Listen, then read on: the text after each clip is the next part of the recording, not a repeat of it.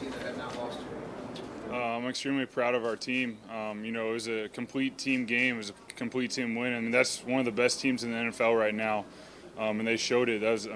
Playing against them every single play, they were bringing it. But I'm really proud of the guys for facing adversity. That's what we preached this week was, in any game there's going to be adversity. There's going to be things that happen. Just, leaning on one another, sticking to one another, sticking with one another, and that's what we did today. There was a couple adverse things, but we were able to create turnovers. I had the one, Talib made a great play on that interception, but we bounced back and we kept playing, and that's really what Eagle football is about. How much does this help you keep believing that you guys can make the playoffs despite what the odds look like? Yeah, I think the big thing is also we focus on the moment. So, we don't need to worry about that. All we got to worry about now is, getting back to Philly, getting our bodies right, prepping, and going back at it, and we'll just see what happens. Nick, why the deep throws working for you and Alshon? There's a couple times where, just reading the defense, letting him go get a chance. He's a great player. He's shown that he can make those plays, and he made them tonight for me and helped me out a lot. It's the first time you've played with him this year. Yeah. If I remember, he didn't play those first two games. No. How were you able to kind of get that chemistry back so quickly with him? I watch all the practices, been doing the scout team, and I know the guys. You go out there, I'm a thrower. I just read their body language and throw the ball. They made a lot of great plays. Alshon went up and made some, great catches as well. We were able to spread the ball around. That was important, and we were also, the line did a great job of, we were able to run the ball really well too. So I thought, with Doug's play calling, keeping them off balance, giving them different looks, we were able to execute at a high level. As a follow-up to that, you spent the past 12, 13 weeks in the background. What was this past week like for you? It was really emotional. Anytime, you hate for your teammate to get hurt. I've said it before, I feel really bad for Carson. We're tight in that QB room. But then when you don't really know what's going to happen, you start taking reps. It's been a while. You go through the human emotions. I don't care what you've done in the past or what I've done in the past. It doesn't matter when you step on that field. It's a new day. So it was really just dealing with the emotions, prepping as hard as I could, and then realizing I'm not alone. I have great teammates out there. All I have to do is spread the ball around, lean on them, stay in the moment, and we were able to do that tonight. It's a huge win for us. Nick, it looked like you took 3 really big hits. One from Sue, one from Ronald. Is that any more or less than that typical game you remember? Each game's different. Sometimes you get a bunch of little hits. Sometimes you don't get hit much, and there are a couple big ones. Today was they got a couple good licks on me, but I'm perfectly fine. How have you grown as far as learning how to stay engaged? Like Zach said, you hadn't played in 12 weeks. You're kind of going out there and still getting better even if you're not playing.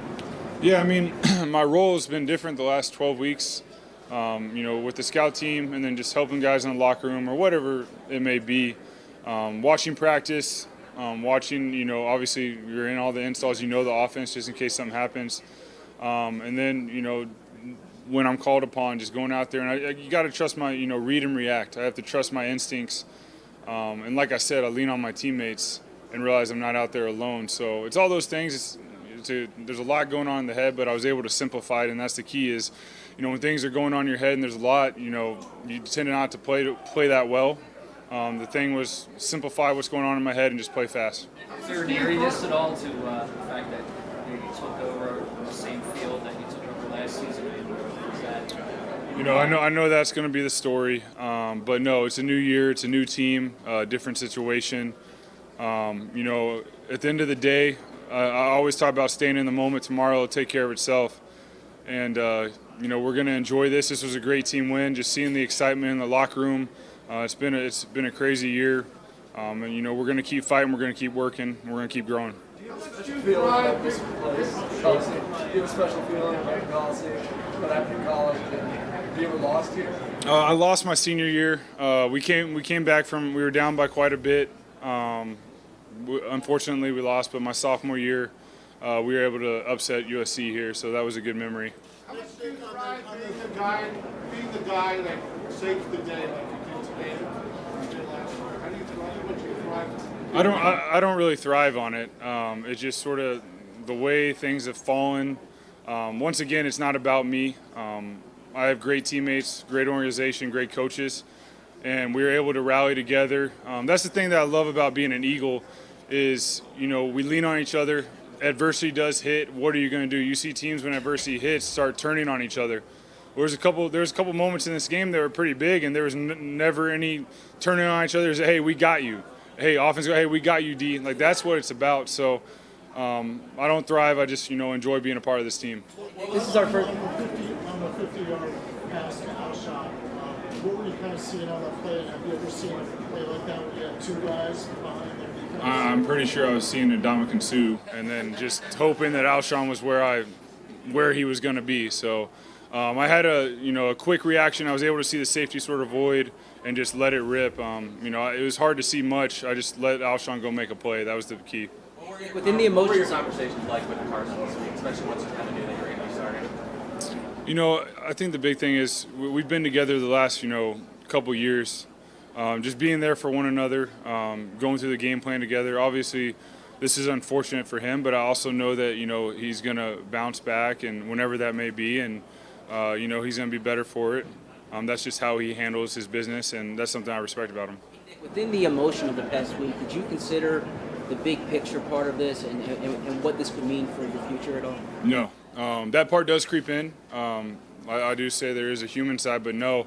I'm very self-aware of those distractions don't do you any good. And I think a big part of that was a couple years ago, going to step away from the game. I really thrive in staying in the moment and just enjoying it. And, we'll see what happens. But I really just want to enjoy the moment and just being present in all I do. That's what I try to focus on daily. You talk about simplifying things in your head. What do you mean exactly? When you step on a field, it's emotional. There's a lot going on. It's Sunday night football. You're in LA, I think honing in on being in the huddle, not worrying about the score, not worrying about the clock, because that can affect your tendencies of reading different plays, forcing different things, and just playing. There's different things I do. I'm like I said, you got to be self-aware. You got to know your tendencies. I know where I fall short, but it's just going in that huddle. That's my sanctuary. That's where I'm going to be. I just want to be with those guys, no matter what happens during the game. Not worrying about the score, not worrying about the clock, just playing. So, As you've discussed with us a few times, you have your own unique leadership style.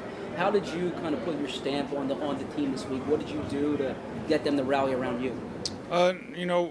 Not much. I just being there for the guys, just going in the huddle, taking a hold of it. But really, just me, communication's big. Me showing love to the guys is big.